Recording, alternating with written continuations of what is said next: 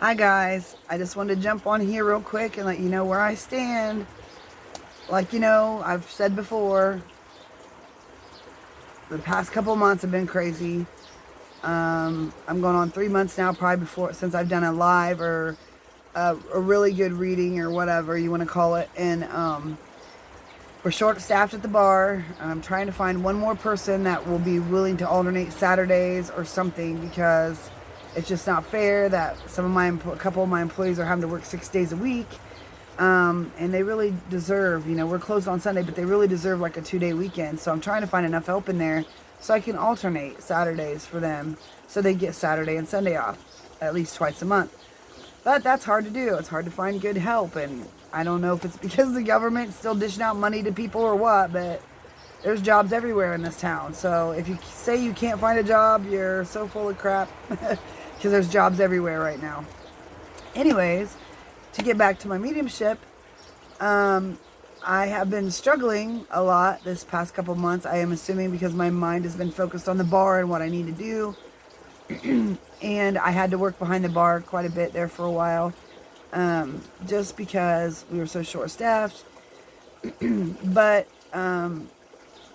with that, with the autoimmune disorder I have, it runs me down. Starts causing swelling in my legs and my feet to where I can't be on them more than a couple hours, because for 2 days my legs and feet will be swollen. It's just weird, and I don't get sick often, like with a cold or flu or anything like that, but if I do, it knocks me down. Like something that might take you guys like 2 days, 3-4 days to heal takes me often like 2 to 3 weeks to get over. And I just went through that. Totally lost my hearing in my right ear about 2.5-3 weeks ago. My whole side of my face was swollen. It wasn't an abscess tooth or anything. It was the weirdest stuff. I woke up and I just couldn't hear, and my face was a mess. It was so swollen. It wore me out bad, because of the pain I had and stuff. I've never had an earache in my life. I'm assuming it was somewhat like an earache. I don't know, because I've never had one. But I'm just now starting to feel a little bit better. I still can't hear all the way out of this ear yet. I'm hoping that when I see the ENT, they can fix whatever is going on. I don't think it was a virus or an illness that was contagious. It definitely wasn't COVID. But it's just something that my body was just tired, and I got sick. But on a good note, I want you to know that this past week I've been seeing triple digits everywhere. I mean, with everything I do, it doesn't matter if I'm walking in the bar and I look at the clock, it's 11:11 or 1:11. Or like today, I walked in the house to take a break from work and I seen 11:11. Saturday, I went on an adventure with a friend, even though I didn't feel well or all the way normal again. We went on an adventure because we had tickets for a while to do an investigation at Madison, Ohio Seminary. Which this building is huge, and it's like a maze in there, and my God, there was so much. We didn't even make it to everything because it was so big, and it was easy to get lost in there. It really was. It was so easy. When we first got there on Saturday, well, first I'll tell you the story about my numbers. I felt pretty lucky that day for some reason. Like I just felt like, I don't know, like things were going to be good. But we got to Cleveland, and we had a lot of time to spare. So we decided to go downtown to the casino. But as we were driving there, we stopped at a convenience store to get something to drink and a snack or something. And I remember my total was 333. And I just happened to look back at my friend and say 333. And she looked at me like, oh, good luck, So then we're driving to the casino. We park, and we have to walk across this big old road that's got lots of traffic, double lanes. And we only had like 17 seconds to cross it. And as we're crossing it, I look down and I see this shiny penny that's been ran over 1,000,000 times. I mean, it was kind of shiny, kind of dirty, but it popped out at me. And you can tell it had been run over a bunch. It had chips and stuff out of it. I didn't have time to bend down and pick it up, but the heads was facing up. And I just remember looking at my friend saying, a penny, the heads, it's up, it's good luck. And she's like, well, maybe you'll win some money, So we get to the casino, we adventure around all 3 floors, and then I'm drawn to this one machine. I'm a cheap ass, so whenever I've been to a casino, I always pay penny slots. I don't play big money because I just don't spend that kind of money. But I had a couple $100 on me, so I decided to put $100 in here, and the max bet was $10. And I'm like, oh God, I've never done that. I said, heck with it. So I did. Within the first 5 minutes I was there, I won $543 or 500 and some odd dollars. So I cashed it out, and I put another $100 bill in, and I hit another like 600 or whatever it was. But I actually won like $1,000 total, but minus the 200. So I walked away with $800 or 800 and some dollars. So that was a pretty good lucky day for me. Then as we were walking to the casino, I remember looking up and seeing Renaissance Hotel. And I said, oh, Renaissance Hotel right downtown. And I was like, I've stayed at one of those before. It's been a long time ago. And I don't even know why I even said that. It was not a big deal to even point out Renaissance Hotel. I don't know where that came from. Then we go to Jack's, to the casino. After that, me and Gloria realized that there was the Christmas Story house was located in Cleveland. So we decided to drive down to the Christmas Story to take the tour. So we did the tour and everything. And while we're in there, our guide that's giving us the tour says, starts talking about things in the movie. I don't remember if you remember Higsby's in the movie. It was a department store. And he says, it is now Jack's Casino. So I was like, well, that's weird because we were just there, you know. And then he starts talking about the people that were on set, where they stayed at, the Renaissance Hotel. I just looked at my friend like, this is just not coincidence. This is so weird that the two places we went is like, or the two places we mainly saw downtown were the two things they're talking about right now in this tour. So then we get to our investigation place that's in Madison, Ohio, which is about 40 minutes from Cleveland, up by Lake Erie. And when we took the tour there was probably about 15 of us, maybe.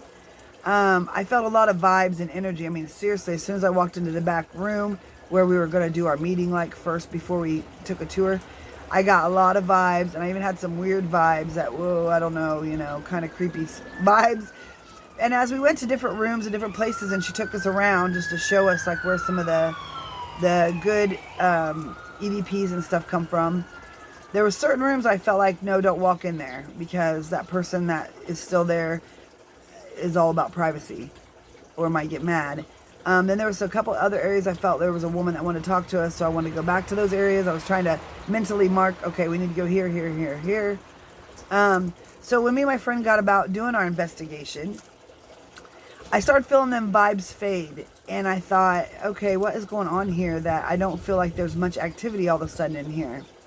So what I've noticed from investigations, because I've done a few, that the more people you have, it seems like the less activity you have. And I don't understand, and I think it's because people break off into their own friendship groups or whatever to do the investigations. So we have like 15 people or 20 people in there, and people have paired off into groups, you know, with whoever they came with. So I feel like I kept seeing this. And in my head, when I see like weird symbols and stuff, often means that the energy was pulled this way and this way and this way and this way. So I feel like we didn't get the good evidence like what we could have if there was only like a group of 5 in that whole building. So when you do an investigation, try to keep your groups, like if you're going to rent a place for the weekend, try to keep it like 5 to 7 people. Because I'm telling you what, the more energy that was in there and the different directions everybody was in, I think was pulling the energy all over the place to where I feel like the energy just shut itself down. Like, I'm not doing this. I'm not going to be here, there, and everywhere trying to give them evidence, you know. But we did get a couple good EVPs. One of them, we were standing there and my friend asked, what is your name? And plain as day, you can hear it on my recording say Dave. Another woman's name I got mentally was June or Judith. It's a Jew, like it has a J-U sound to it. I haven't done my research yet on the seminary because I don't like to look at information prior to. I just want to go with what I feel and what I know from what my spirit guides give me. So I haven't looked it up yet to see if there was a June or a Judith. Prior to going there, I also got a man in a trench coat, like a black, almost like a business type trench coat, but you could tell it was from way back in the day. He was tall, thin, and he had like a long trench coat with like dark black pants and a black trench coat. As we were being told information about the place when we got there, they talked about Abe Lincoln. So I'm assuming who I was picking up was Abe Lincoln. That's what I can think because of the way the style of the jacket was, the dark pants, and that's how I would see him because we all see him in the top hat. And so I'm thinking I was picking him up for some reason. Maybe not. Maybe there's someone else. I just haven't done my research. So that was a very fun trip. But not a lot of evidence. And when we talked to other couples that were there and asked them, like, have you gotten anything good? And they're like, well, we got a couple EVPs. That's really about it. I mean, I really don't feel the activity like I have in other places. So I really feel like the activity there got shut down, or there was just too many people investigating at the same time. So I suggest, if you ever do an investigation, keep your group small to like only 5 to 7 people in the whole building, because I think it'll help you, and try to stay together. I know people often run off on their own, but the more people you have together, the more energy there is. So if you kind of all go investigate the same places together, I think you're going to get more activity because of the energy you're carrying, and everybody in a group makes a lot of energy. So I think that would help. My next adventure is going to be in Kentucky. Won't be till October. It'll be a 2 or 3 day thing. I'm going to go down there and do an investigation at Bob Mackey's Music Hall, or whatever you want to call it now. I've always put that place on the back burner because I've tried to watch Bob Mackey videos just to get an idea, like before I came out, about my mediumship. And within 5 minutes of watching a YouTube video of somebody else investigating, I shut the video off because I get the heebie-jeebies from that place. But now that I feel secure in my mediumship and my protection, I'm not afraid to go to Bob Mackey's now. And matter of fact, I'm excited because I want to see what I get mentally prior to that place, because I always get like clues and hints prior from my spirit guides or my ancestors, whatever. So we're going to do that. I'll try to do some filming of that in October so you guys can see what the place looks like. I'm hoping to have like a GoPro or something that I can carry on my chest so you guys can see it as I see it, and maybe be able to tell me stuff. So that'll be something exciting we can do on my Facebook page or YouTube channel, whatever. So that's where I'm at right now. I'm trying to get myself better, healing-wise, health-wise, all that.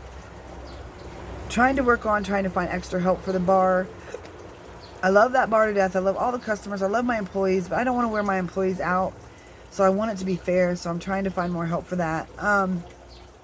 My mediumship had been on the back burner, like I said, but I think it's because my health was so bad and I was starting to get really run down, that according to my friend, the Black Swamp Medium, he's a medium also from Michigan. I reached out to him. I said, hey, do you ever get in these slumps where you feel like you're shut down? And he's like, oh yes. And you'll get into them more, you'll have them times again. He said, it's just, I think your spirit guides and everybody just shut you down because they know you need to heal or get healthy, or you've got too much on your plate and they're not going to jump in and put more on your plate. So I think that's what happened to me. But now, since this past week, like every day, all day, I've seen the triple numbers again. My spirits are coming back up a little bit because I'm not feeling so rough like I was the last couple weeks. And my hearing's not quite back all the way, but you never think that being like deaf in one ear would really throw your balance off and your equilibrium and just make you tired and not, it's almost like because you're straining so much to try to hear everything, that when out of one ear that it's overwhelming, kind of, I guess. I don't know. It's weird, but I just didn't feel good. So now that I'm feeling a little bit better, I'm still tired, but it is what it is. Just got to deal with it. So that's where I'm at. Like I said, I wish I was doing this full time, and I wish this was my full-time job, because when you love what you do, it's not work, So that's where I'm at. I'm hoping soon that I'll be able to do some more mediumship stuff and lives. I just don't know exactly when that's going to be, because like I said, my plate's full. My mind is full right now with all this stuff I've got to get done. Also, I'm taking some classes with Lisa Williams in September. They're like 6 weeks long or 12 weeks long. I do that because when you're with like-minded people that also have a gift, it tends to raise your vibration and your energy. And so when I do the classes, I'm like spot on with everything. Like I do amazing, because I can feed off their energy and they're feeding off mine. So it makes my readings like spot on. So I can't wait for them classes to start, because I really need this. I really need to regroup. That's not till September. So I've got this whole month of August to get myself where I need to be so I can come back on here and do lives or readings or what have you. I would like to do a live soon. I don't know if I'm ready to do like a live reading or if I want to show you like dowsing rods and things like that. Things that I have used to communicate with the other side. So I kind of want to show you some of that stuff because I know most of you know what copper dowsing rods are. Back in the day, they used to use them to find water. So you're holding the dowsing rods and they cross when you're coming to an energy or a flow of energy. And that's how they often did wells back in the day, or irrigation or whatever. I don't know that you probably use electronic tools now. Some old timers probably still use the dowsing rods. But the first time I ever used dowsing rods was at Thomas House Hotel in Tennessee. I had never touched a pair in my life. When I picked them up, they started spinning like helicopters. So, and the guy that had been holding them prior to me, they just were standstill. They didn't move. They didn't anything. As soon as I grabbed them, they were like twirling like crazy. We were able to ask questions. And the weird thing is with dowsing rods is when you're asking a question, you say, okay, now for yes, cross them. For no, stay straight, you know. And so when they're asking questions, it was doing that. And then they'd start spinning again, and I could say, could you please stop, please? And they would just come to like dead stop. So maybe we'll do a video like that so you can see how dowsing rods are used. Maybe I'll show you some different tarot card decks. I'm not sure. I just need something to get me started back into, you know, get me practicing again to do my lives and do readings live. The last live I did, I got 2 different Tinas messed up. That was so weird. That was so weird because their name, you know, their names were like the last name and first name were similar or the same. One was related to the person. One had been in a relationship with the person that I was pulling in. So I was picking up a totally different Tina's stuff because I just looked at her picture on Facebook. And the Tina I was reading for, she's like, no, that's not right. That's not right. It was the same person for both of them, but I was picking up the opposite. So it was a confusing mess. I even confused myself. And then like once I jumped off and realized, whoa, wait a minute. I was talking to the wrong Tina. So I was picking up somebody else's energy and feeling relationship stuff and all this stuff. So that was crazy. So I'm going to try to make sure I don't do that again. Not often do you hear somebody with the same name and kind of same family members. So that was kind of crazy. But that's really about all I got to say. I'm sorry if you hear my fountain back there. I have to I always plug my fountain in when I'm out here on my deck because it's very peaceful and calming. And I literally could sleep out here listening to that fountain. And my dog was running away and trying to sneak off because he knows I'm not paying attention to him. And he probably did. All right, well, I'm going to jump off here and go find that little ornery butt because I know he has a little girlfriend 2 houses down that he likes to sneak off and see. So I hope you guys have a great week. Like I said, just stick with me. I'm still trying to work on myself, get myself healed physically and mentally to do this again. And I'm ready to take on that challenge. I feel good about it, and I feel like I'm kind of coming back. So that's a plus. But until then, believe. Always believe in yourself. Look up some questions you want me to answer. I'll be more than willing to do a live and answer your questions. I don't have a problem with that. No matter what it pertains to, I will give you what information that my loved ones and my ancestors and my guides on the other side have given me. So don't be afraid to ask because I'm not afraid to answer. I'll answer to my best of my ability. All right. Love y'all. Talk to you soon.